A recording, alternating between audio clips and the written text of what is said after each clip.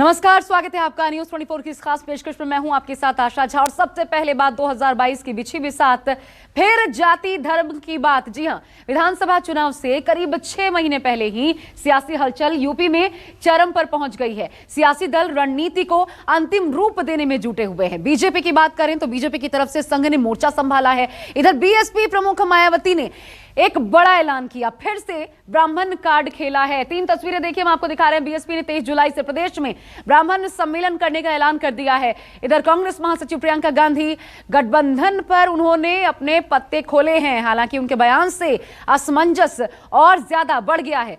तो 3 तस्वीरें 3 पार्टियों से जुड़ी इस वक्त आपके सामने, और यही यूपी विधानसभा चुनाव की तैयारियों के रूप में आप पहली झलक देख पा रहे हैं।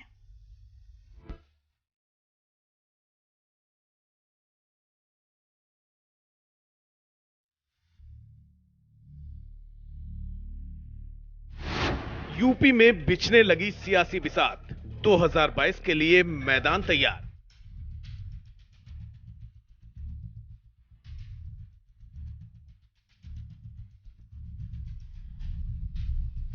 बीजेपी के लिए संघ ने संभाली कमान, परिवार में बेहतर तालमेल पर बात।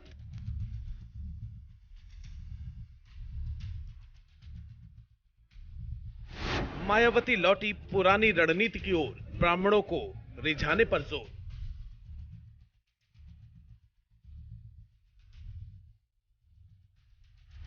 कांग्रेस में अब भी असमंजस, प्रियंका ने गठबंधन पर बनाया सस्पेंस। यूपी में अगले साल की शुरुआत में होने वाले विधानसभा चुनाव के लिए सियासी बिसात बिछने लगी है। बीजेपी ने सरकार और संगठन में कमियों को सुधार कर रणनीति बनाने का काम शुरू कर दिया है। बीजेपी की तरफ से आरएसएस ने मोर्चा संभाल लिया है। चुनाव से पहले आरएसएस यूपी सरकार के कामकाज की समीक्षा और पूरे संघ परिवार में बेहतर तालमेल के लिए जुट गया है। संघ की लखनऊ में हुई बैठक के दूसरे दिन मुख्यमंत्री योगी आदित्यनाथ और दोनों डिप्टी सीएम भी शामिल हुए। सीएम योगी ने संघ के सरकार्यवाह दत्तात्रेय होसबोले और सह सरकार्यवाह अरुण कुमार के सामने अपने 4.5 साल के कामकाज का ब्यौरा पेश किया। बैठक में सरकार, संगठन और संघ के बीच बेहतर तालमेल पर जोर दिया गया। सूत्रों के मुताबिक आरएसएस बीजेपी की बैठक में योगी सरकार के कामकाज की समीक्षा और उसके हिसाब से चुनाव की प्लानिंग पर बात हुई। इसके अलावा बीजेपी और सरकार में नाराज लोगों को मनाने पर भी बात हुई। बैठक में चुनाव से पहले सरकार और संगठन के विस्तार पर भी चर्चा हुई। इस बारे में भी बात हुई कि चुनाव में संघ, वीएचपी और बजरंग दल की भूमिका क्या होगी। साथ ही चुनावी मुद्दे और उसे प्रेजेंट करने के तरीकों को लेकर भी मंथन हुआ। शनिवार को पहले दिन की बैठक में संघ के सभी क्षेत्रीय प्रचारक, प्रांत प्रचारक और प्रांत की टोलियां शामिल हुई थीं। इस बैठक में संघ, संगठन और सरकार के कामकाज पर चर्चा हुई। इसके अलावा सूबे में संघ की भूमिका को लेकर भी बात हुई। सूत्रों के मुताबिक आरएसएस अपनी रणनीति योगी आदित्यनाथ की हिंदुत्ववादी छवि और राष्ट्रवाद के मुद्दे पर फोकस करके बनाएगा। सूत्रों के मुताबिक संघ की तैयारी चुनाव में सीएम योगी को एक बड़े हिंदुत्व के चेहरे के रूप में पेश करने की है। राम मंदिर, अनुच्छेद 370, जनसंख्या नियंत्रण और राष्ट्रवाद जैसे मुद्दे भी उठाए जाएंगे। इस बीच बीएसपी प्रमुख मायावती एक बार फिर ब्राह्मण कार्ड खेलने की तैयारी में है। आज मायावती ने एक प्रेस कॉन्फ्रेंस करके योगी सरकार पर हमला बोला। मायावती ने योगी सरकार को ब्राह्मण विरोधी करार दिया और कहा कि यूपी में ब्राह्मण समाज काफी दुखी है और बीजेपी को वोट देकर उन्हें पछतावा हो रहा है। उन्होंने 23 जुलाई से पूरे राज्य में ब्राह्मण सम्मेलन करने का ऐलान किया। ब्राह्मणों को संदेश देने के लिए बीएसपी सम्मेलनों की शुरुआत अयोध्या से करने जा रही है। अब इस सरकार में यहाँ अपर कास्ट समाज में से खासकर ब्राह्मण समाज तो बहुत ज़्यादा दुखी है, जिन्होंने पिछले विधानसभा आम चुनाव में बीजेपी के बहकावे में आकर इस पार्टी को बढ़ चढ़कर एक तरफा अपना वोट दिया था और इनकी पूरे 5 साल के लिए सरकार भी बनाई। ये जो भी पिछला चुनाव हुआ, मुझे पूरा भरोसा है कि अब ये ब्राह्मण समाज के लोग जो इन्होंने पिछले चुनाव में इनको इनके बहकावे में आकर अपना वोट देकर इनकी सरकार बना दी थी पूरे 5 साल के लिए, अब वो पछता रहे हैं। लेकिन अब मुझे पूरा भरोसा है कि अब ये लोग इनके किसी भी प्रकार के बहकावे में नहीं आएंगे, कि प्रदेश में अन्य सभी समाज के साथ साथ इनका भी हित हर मामले में हर स्तर पर बीएसपी व इस पार्टी की सरकार में ही केवल सुरक्षित रह सकता है। और इसका एहसास कराने व इनको सन 2007 की तरह फिर से बीएसपी में जोड़ने के लिए इसी महीने 23 जुलाई से मेरे दिशा निर्देशन में बीएसपी के राष्ट्रीय महासचिव व राज्यसभा सांसद श्री सतीश चंद्र मिश्रा जी के नेतृत्व में इनकी धार्मिक भावनाओं को भी ध्यान में रखकर ये अभियान अयोध्या से शुरू किया जा रहा है। उधर कांग्रेस में गठबंधन करने या ना करने को लेकर अब भी असमंजस नजर आ रहा है। कांग्रेस महासचिव प्रियंका गांधी ने 3 दिन के यूपी दौरे के आखिरी दिन पत्रकारों से बातचीत की। इस दौरान उन्होंने गठबंधन पर कहा कि हमारा मकसद बीजेपी को हराना है और इसके लिए हम परिस्थितियों के मुताबिक फैसला लेंगे। उन्होंने कहा कि हम ओपन माइंडेड हैं, लेकिन हमें गठबंधन से नुकसान होता है। हालांकि प्रियंका ने कहा कि अभी कुछ भी कहना जल्दबाजी होगा। उन्होंने साफ किया कि हम ऐसा कुछ भी नहीं करेंगे जिससे हमारे संगठन और पार्टी हित को चोट पहुंचे। प्रियंका ने कहा कि हम आगे की परिस्थितियों के हिसाब से अपनी रणनीति तय करेंगे। प्रदेश में न्याय पंचायत तक कांग्रेस का मजबूत संगठन है और हर स्तर पर संगठन को मजबूत किया जा रहा है। बीजेपी, बीएसपी और कांग्रेस के अलावा समाजवादी पार्टी भी मैदान में उतर गई है। समाजवादी पार्टी कार्यकर्ता पंचायत चुनाव में धांधली को लेकर प्रदेश भर में अभियान चला रहे हैं। यानी यूपी चुनाव से करीब 6 महीने पहले ही राज्य की सियासत गर्मा गई है। चुनावी घमासान से पहले वार पलटवार का दौर चल रहा है और रणनीति को अंतिम रूप दिया जा रहा है। सभी दलों की कोशिश शुरुआती दौर में ही बढ़त बनाने की है, ताकि अपने कार्यकर्ताओं का उत्साह बढ़ाया जा सके और विरोधियों के हौसलों को पस्त किया जा सके। लखनऊ से मानस श्रीवास्तव के साथ ब्यूरो रिपोर्ट, न्यूज़ 24।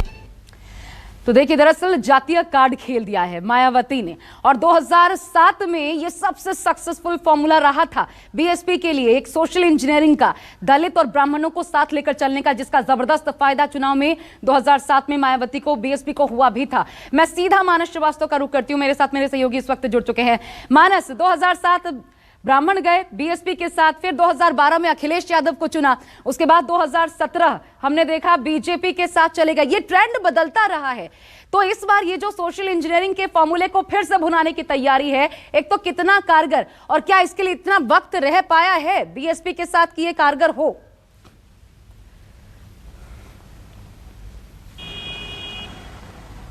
देखिए, निश्चित तौर पर सोशल इंजीनियरिंग का जो फार्मूला मायावती ने 2007 में इजाद किया था, किसी को भी उम्मीद नहीं थी कि ब्राह्मण वोट देने के लिए उस बीएसपी के खाते में चला जाएगा, जिसने बड़े ही आपत्तिजनक नारे ब्राह्मणों के बारे में दिए थे, तिलक, तराजू और तलवार।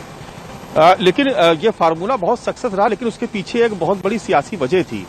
थोड़ा सा अगर पीछे जाएंगे तो 2007 से पहले जब सरकार बनी थी यहाँ पर गठबंधन की, मायावती की और बीजेपी की, उस वक्त जो सवर्ण समाज का, खासतौर से ठाकुर और ब्राह्मण, वो काफी नाराज था, क्योंकि उस वक्त मायावती ने तमाम तरीके के मुकदमे अपने विपक्षी दलों पर लाद दिए थे और उस वक्त एक बहुत बड़ी एक तादाद में जो सवर्ण नेता थे वो बीएसपी की तरफ मूव कर गए थे, क्योंकि उनको लगा कि बीजेपी ने उनको संरक्षण नहीं दिया, वो सत्ता के लालच में वो मायावती के साथ खड़ी रही। तो तब के हालात दूसरे थे, आज के हालात दूसरे हैं। लेकिन इतना जरूर है कि वो सोशल इंजीनियरिंग जिसमें दलित प्लस मुस्लिम और साथ में ब्राह्मण, ये गठजोड़ बहुत जबरदस्त तरीके से काम आया था और बहुत अप्रत्याशित तरीके से, मुझे बहुत अच्छी तरीके से याद है, किसी को भी यकीन नहीं था, लेकिन जब चुनाव परिणाम आए तो मायावती की पूर्ण बहुमत की सरकार बनी थी और करीब करीब 2 दशक के बाद उत्तर प्रदेश में पहली बार पूर्ण बहुमत की सरकार बनी। लेकिन उसके बाद से ब्राह्मणों का जो राजनीति में वर्चस्व जो घट रहा था, वो अचानक से तेजी से ग्राफ बढ़ा और समाजवादी पार्टी ने भी उसी पैटर्न पर काम किया और उसने भी ब्राह्मणों को जोड़ने के साथ साथ तमाम दूसरी सवर्ण जातियों को जोड़ने का काम किया। और कई जो पुराने नेता थे जो ब्राह्मण समाज से आते थे, उनको अपने मंच पर तरजीह दी। लेकिन उस वक्त मायावती का ये सोशल इंजीनियरिंग का फार्मूला फेल हो गया था और जो अखिलेश ने जो सरकार बनाई थी उसकी कुछ दूसरी वजह थी। लेकिन ये बात सही है कि जब नरेंद्र मोदी ने कमान संभाली और उसके बाद जब 2014 में जब लोकसभा चुनाव में सभी जातियां, यानी जो हिंदुज्म की जो राजनीति शुरू हुई, सांप्रदायिक ध्रुवीकरण की जो राजनीति शुरू हुई, उसमें तमाम जो छोटी बड़ी जातियां थी उन्होंने एक साथ मिलकर के नरेंद्र मोदी को वोट किया और यही वजह थी कि उस वक्त मायावती की सीट 0 हो गई थी, यानी शून्य पर आकर टिक गई थी, यानी दलित ने भी वोट नहीं दिया। और पहली बार ऐसा हुआ था कि दलितों ने बहुत खुल करके भारतीय जनता पार्टी का समर्थन किया और उसकी छाप हमने पिछले विधानसभा चुनाव में देखी। अब जो सियासी कवायद हो रही है उसका जो शुरुआत है मायावती वो अयोध्या से करना चाहती है, यानी हिंदुत्व और ब्राह्मण को साथ लेकर के वो दिखाना चाहती है कि वो हिंदुत्व विरोधी नहीं है। देखिए एक बात तो जरूर इस बीच में हुई है कि जितनी भी सियासी दल थे वो अब हिंदुत्व के राह पर चलने के लिए, चाहे उसको सॉफ्ट हिंदुज्म कहें या हार्ड हिंदुज्म कहें, लेकिन वो मजबूर हैं उसके पीछे चलने के लिए। इसलिए आप देखेंगे तमाम जो बड़े सियासी नेता हैं वो आपको मंदिरों में पूजा करते हुए, तस्वीरें वायरल करते हुए नजर आ जाएंगे। वो अब खुद मीडिया को बुला के कहते हैं कि वहां पर पूजा होने जा रही है, आप लोग आइए वहां पर देखिए हम लोग किस तरह की व्यवस्था की। तो क्या एक राजनीति का नया ट्रेंड सेट हुआ है। ऐसे में मायावती ये कोशिश कर रही है कि वो ब्राह्मणों को अपने साथ जोड़े और फिर से सोशल इंजीनियरिंग के उस फार्मूले को दोहराए जिससे 2007 में उन्हें सत्ता हासिल हुई थी। लेकिन तब से अब तक हालात बहुत बदल चुके हैं।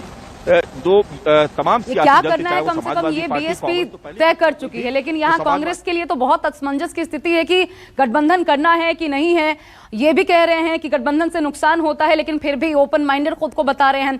लेकिन ये पशोपेश कांग्रेस के भीतर बना हुआ है। उधर बीजेपी अपनी अलग स्ट्रैटेजी, आज ही संघ की बैठक तय किया गया किस तरीके से विधानसभा चुनाव को देखते हुए आगे बढ़ना है। बहरहाल बहुत शुक्रिया आपका मानस हमारे साथ जुड़ने के लिए। और अब नमस्कार, मैं हूं मानक गुप्ता। अगर आपको हमारा ये वीडियो पसंद आया हो तो इसे लाइक और शेयर जरूर करें, और हां, हमें सब्सक्राइब और फॉलो करना ना भूलें ताकि आप देश और दुनिया की कोई खबर मिस ना करें। तो जुड़े रहिए हमारे साथ और देखते रहिए न्यूज़ 24।